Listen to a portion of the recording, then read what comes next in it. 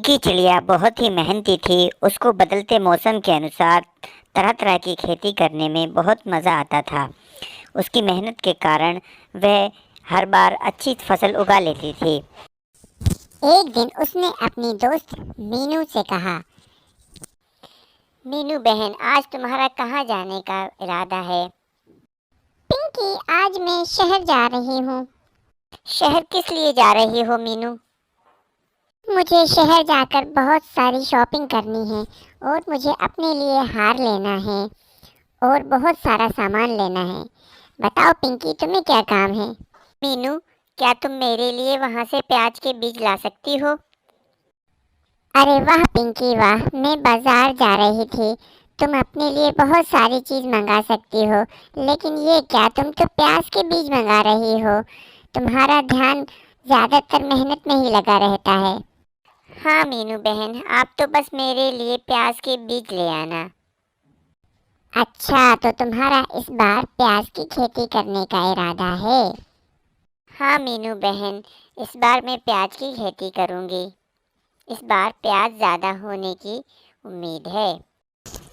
अब मीनू चिड़िया शहर जाती है और शहर जाकर अपने लिए शॉपिंग करती है और शॉपिंग करने के साथ साथ पिंकी चिड़िया के लिए प्याज के बीज खरीद के ले आती है। जैसे ही ये बात कालू कौवे की बीवी शांति को पता चलती है तो वह कालू कौवे से कहती है कि वो पिंकी के पास जाए और पता करे कि पिंकी चिड़िया इस बार किस चीज़ की खेती कर रही है। अजी, तुम पिंकी के पास तो जाओ ज़रा और उससे पूछो कि वो किस चीज़ की खेती कर रही है इस बार। अरे शांति, हमें क्या ज़रूरत पड़ गई इस बात की कि पिंकी क्या कर रही है? तुम तो बेवकूफ़ हो, तुम्हें नहीं पता कि हर बार पिंकी चिड़िया की खेती कितनी अच्छी होती है। वह हर बार मौसम के अनुसार फसल बोती है और उसकी फसल बहुत अच्छी होती है। अगर हमें ये पता चल जाता है कि वे किस चीज़ की खेती कर रही है तो हम भी वही खेती करेंगे। अगर हमारी फसल अच्छी नहीं हुई तब भी हमें फ़ायदा होगा। अगर हमारी फसल अच्छी नहीं हुई तो हमें फ़ायदा कैसे होगा शांति? अगर हमारी फसल अच्छी नहीं हुई तो हम पिंकी चिड़िया की फसल चुरा लेंगे और उसको पता भी नहीं चलेगा। वो सोचेगी कि ये तो उन्हीं के खेत की फसल है।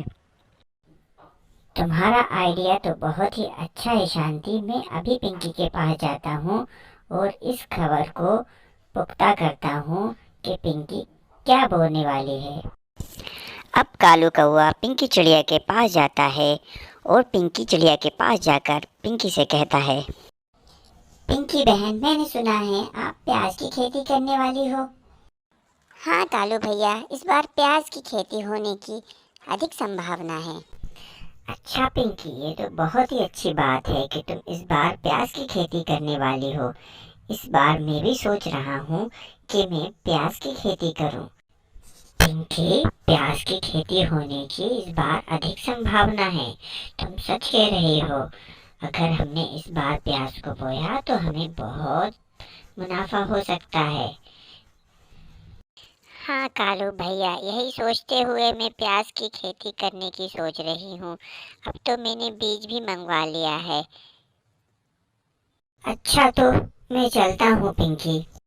अब कालू कौवा शांति के पास आता है और शांति को सारी बात बताता है कि इस बार पिंकी वाकई में प्याज की खेती करने वाली है।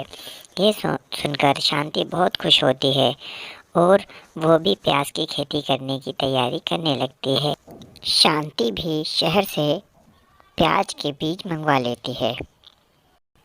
अब कालू कौवा और शांति चिड़िया दोनों प्याज के बीज बोने की तैयारी करने लगते हैं। अरे शांति, ये खेत तो बंजर है, इस पे हल चलाना पड़ेगा। मैं तो थका हारा हूँ, मैं इस पे हल नहीं चला सकता। ये सारा काम तो तुम्हें ही करना पड़ेगा। ना ना, आप कैसी बात कर रहे हैं? क्या मैं हल चलाऊंगी? मुझे तो हल चलाना आता ही नहीं है। पिंकी चिड़िया को तो देखो, वो कितनी मेहनती है। उसने सारे खेत पर अकेले ही हल चलाया है और प्याज के बीज बोए हैं। अब हम दोनों मिलकर ही हल नहीं चला पा रहे हैं। शांति, हल तो हमें चलाना ही पड़ेगा। अगर हमने हल चलाकर बीज बोए तो हो सकता है हमारी खेती भी अच्छी हो जाए। अरे ना ना कालू जी, मुझसे तो ये मेहनत वाला काम बिल्कुल भी नहीं होता। लेकिन ये पिंकी चिड़िया कैसे इतनी मेहनत का काम कर लेती है। अच्छा चलो, हम दोनों मिलकर ही हल जोतते हैं।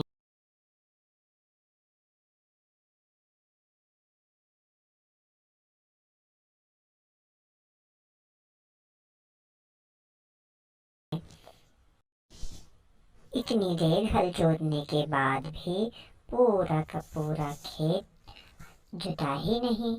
बहुत सारा खेत तो वैसे ही रह गया।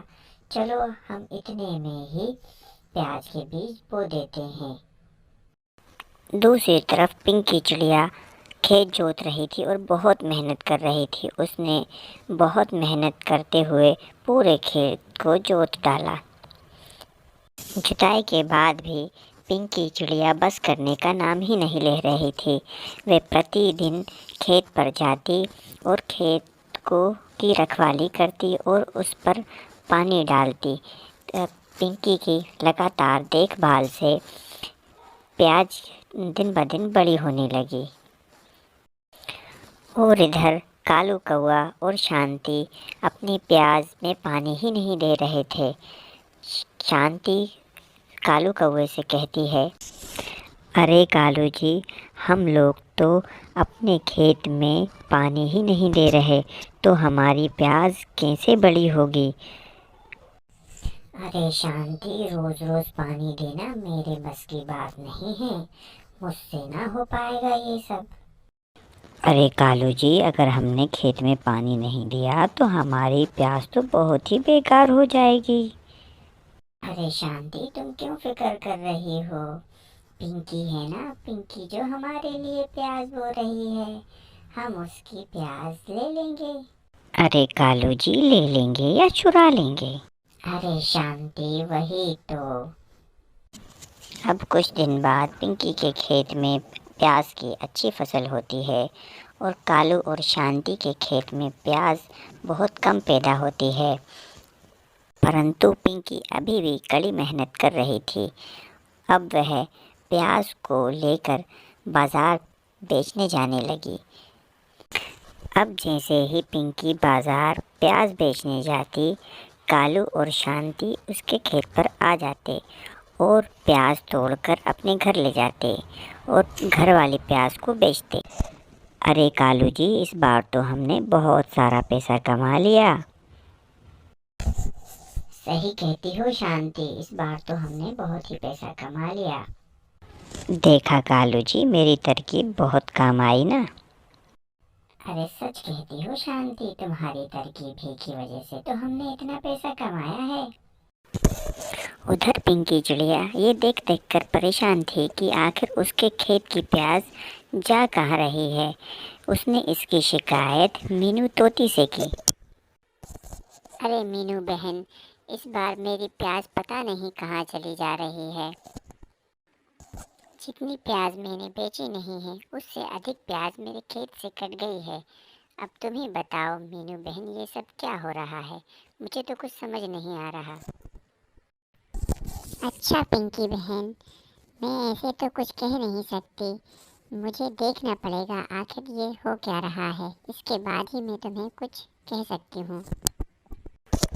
अब जैसे ही पिंकी चिड़िया बाजार प्याज बेचने जाती है, मीनू तोती उसके खेत में आकर छुप जाती है।